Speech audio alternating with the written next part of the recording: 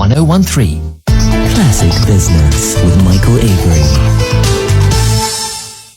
The findings of South Africa's largest working woman report released recently shed some very interesting light on the challenges and indeed the opportunities of female participation in the workforce, and provides some very important recommendations for businesses to help address the country's skills shortage by tapping into what is an underutilized skilled female talent pool. And it's something, when I chat to executives on my show, that is always a challenge. Skills, well, they're there. Sometimes we're not looking in the right place. Something my next guest knows all too well. Phillipa Geard, founder of RecruitMyMom.com. Phillipa, welcome, and always a pleasure to chat. Firstly, tell me a little bit more about this research study. It seems fairly broadly representative, just under 2,500 skilled women at working age 18 to 64.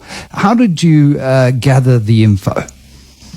Yeah, thank you, Michael. Thank you for the opportunity to talk about this report. So what we did was we reached out to fellow collaborators in South Africa that have largely female targeted audiences, and we put together a research questionnaire, and we asked as many collaborators as possible to please share the questionnaire with as many working women as possible.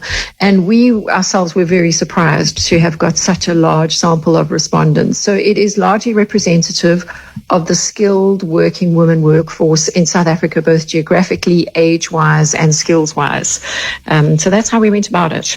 And it finds a significant desire for career growth among women, 92% expressing really strong aspirations here. But if you look at one of the report's key findings, it's the underrepresentation of women in JSE-listed company boards and executive teams.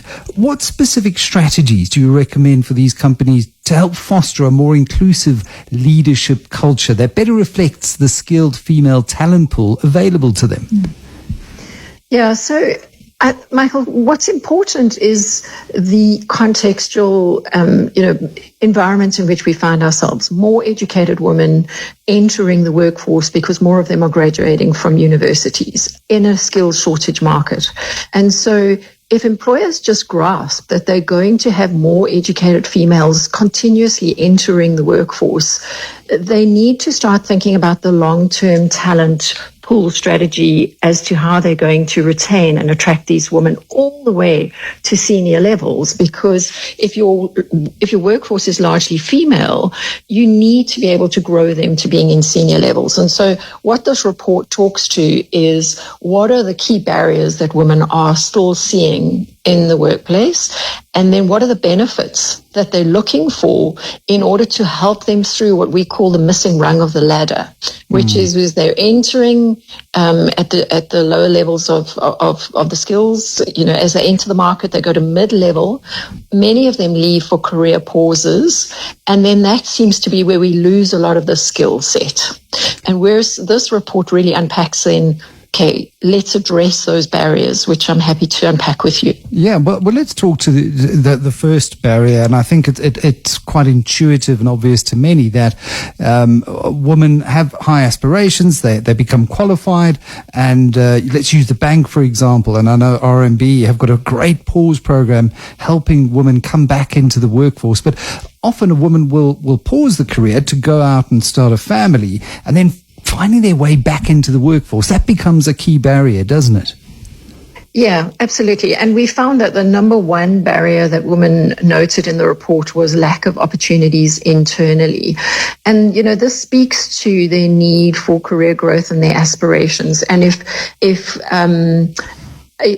companies could take, which is 49% of women will take a career pause, and that can be of any length or any time and not just for raising children.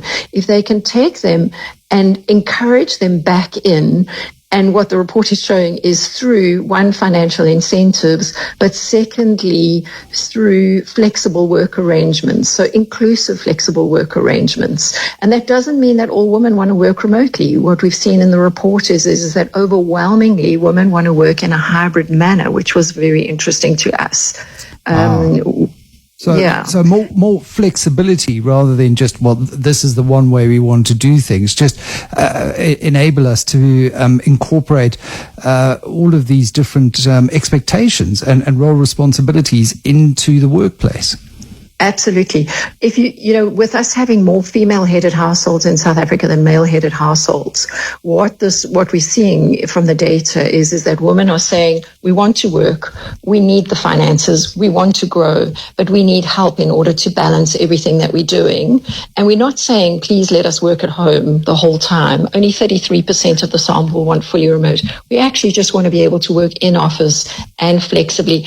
And 55% of the women said that they wanted to work full-time hours, which was very interesting.